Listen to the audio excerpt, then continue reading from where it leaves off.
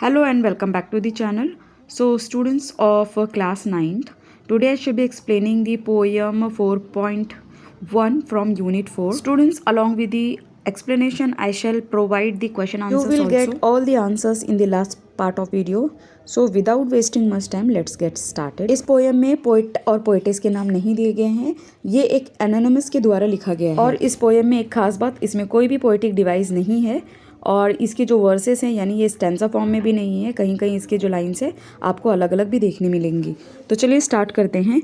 तो फर्स्ट मतलब जो यहाँ का जो पोएट है, ये जो भी ऑथर लिख रहा है इसको, तो इसमें जो बच्चा है वो उसकी एज टीन एज यानी 14 to 15 एज होगी आपकी, जैसे कि आपके जो भी क्लासमेट्स या तो फिर आपकी जो एज होगी 13 to 14 उतनी ही एज है इसकी। तो उसमें जो पोइट है वो कह रहा है, बच्चा जो कह रहा है, when I ask you to listen to me and you start giving me advice you have not done what I asked. और स्टूडेंट्स, ये पोएम उन लोगों को टारगेट की गई है जो उन लोगों के लिए अच्छा करते हैं, पर जिनके लिए वो अच्छा करते हैं शायद उनको अच्छा ना लगे। और ये जो पोएम है वो कॉन्वर्जेशन बेस्ड है, जिसे कि कोलोकियल भी कहते हैं। तो इसमें ना एक बच्चा अपने बड़े को कह रहा है कि आप मेरी बात नहीं सुनते और जब भी मैं कुछ बोलता हूँ तो आप मुझे एडवाइस देना चालू कर देते हैं। When I asked you to listen to me and you begin to tell me why I shouldn't feel that way, you are trampling on my feelings। जैसा कि आपको समझने मिल गया होगा कि बच्चा किसी से बात कर रहा है और जिसे बात कर रहा है वो वापस से उनको बोल रहा है कि जब भी मैं आपसे कुछ बोलता हूँ तो आप मुझसे मतलब वो सुनते नहीं हैं आप मुझे, और इस तरह से आप ना मुझे उदास कर देते हो। और यहाँ पर जो ट्रैम्पलिंग का मतलब होता है किसी भी चीज़ को क्रश करना, डैमेज करना, ख़राब करना, डैमेज या तो हर्ट करना।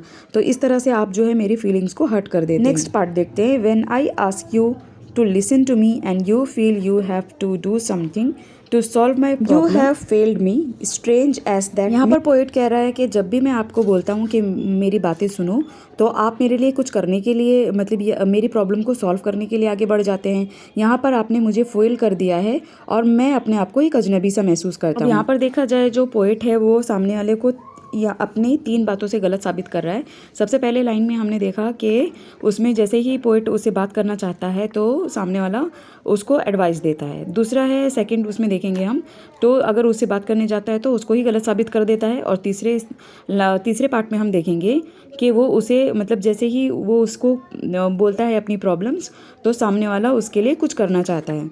तो यहाँ पर जो है वो पोएट अगेन कह रहा है, listen all I ask is that you listen, don't talk और डू, जस्ट हियर मी। तो यहाँ पर जो पोएट है वो बोल रहा है कि मैं चाहता हूँ सिर्फ मेरी बात सुनो और मेरे लिए कुछ भी मत करो। Advice is cheap, 20 cents will get you both Dear Abby and Billy Graham in the same newspaper. तो पोएट यहाँ पर कह रहा है कि एडवाइज़र जो है कोई भी एडवाइस हमको सस्ते में भी दे सकता है। जैसे कि यहाँ पर 20 cents लिखा है, सेंट्स का मतलब होता है एक यूनिट, पैसे की यूनिट होती है, जैसे कि रुपीज़ वगैरह चलती है ना। तो यहाँ पर जो है 100 cents मिलकर $1 बनाते हैं। तो ये क्या बोल रहा है पोएट कि एडवाइस कोई भी दे सकता है, मशवरा कोई भी दे सकता है, आपको वो 20 cents में भी मिल सकती है। न्यूज़पेपर में भी कितने आर्टिकल्स भरे पड़े होते हैं जो हमको एडवाइस देते रहते हैं। And I can do for myself, I am not helpless, may be discourage and faltering but not helpless. Poet यहाँ पर कह रहा है कि जैसे ही अगर मैं अपनी प्रॉब्लम शेयर करता हूँ तो आप है ना उसमें मदद करने आ जाते हो, मेरी बात सुनते ही नहीं हो। तो इस तरह से मुझे लगता है कि मुझ में कोई कमी है या तो फिर मैं एकदम हेल्पलेस हूँ, मतलब मैं कुछ भी नहीं कर सकता। और अगर आप मेरी बातें सुनते तो मैं आपको कन्विंस करना छोड़ दूँगा। When you do something for me that I can and need to do for myself, you contribute to my fear and inadequacy. But when you accept as simple fact that I feel what I feel, no matter how irrational, then I can stop trying to convince you। Poet जो है वो again वो सामने वाले से यही कह रहा है कि मेरी बात आप सुनते नहीं बल्कि मेरी प्रॉब्लम सॉल्व करने चले आते हो। अगर आप मेरी बात सुनते तो मुझे एडवाइस नहीं देते, आप मेरी बातों प्रॉब्लम को समझने की कोशिश करते। पोएट जो है वो थ्रू आउट लाइन से यही कह रहा है कि मेरी बात सुनो। अगर सामने वाला उनकी बात भी सुनता है तो वो इसे उसकी हेल्प करने आ जाता है या तो फिर उसे एडवाइस देता है, जो कि पोएट नहीं चाहता। नेक्स्ट लाइन्स में हम देखते हैं, and get about this business of understanding what's behind this irrational feeling. Again poet कह रहा है कि जब ये बात क्लियर हो जाए, कि मेरे डाउट क्लियर हो जाएंगे तो फिर आपको ये बातें इरेशनल नहीं लगेंगी। Meaning of irrational is not based on reason. Next line देखते हैं, and when that's clear the answer are obvious and I don't need advice. तो अगर सारी बातें क्लियर हो जाएंगी तो मुझे किसी भी मशवरे या किसी एडवाइस की ज़रूरत नहीं पड़ेगी।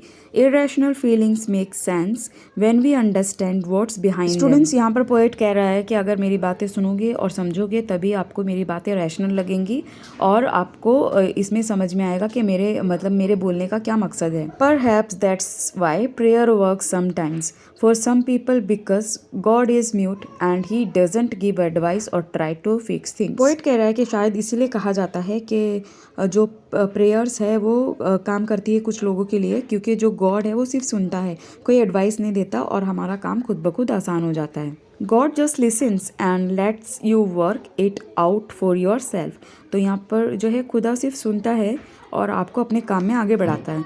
सो please listen and just hear me. So please listen and just hear me and if you want to talk wait a minute for your turn and I will listen. Last part में poet जो है वो कह रहा है कि अगर आपको पहले आप मेरी बातें सुन लो, सिर्फ सुन लो, बोलो मत। अगर जब मेरी बारी ख़त्म हो जाएगी तब आपको इंग्लिश वर्कशॉप्स के आंसर और एक्स्ट्रा क्वेश्चंस के आंसर आना आपको वीडियो के एंडिंग पार्ट में मिल जाएंगे।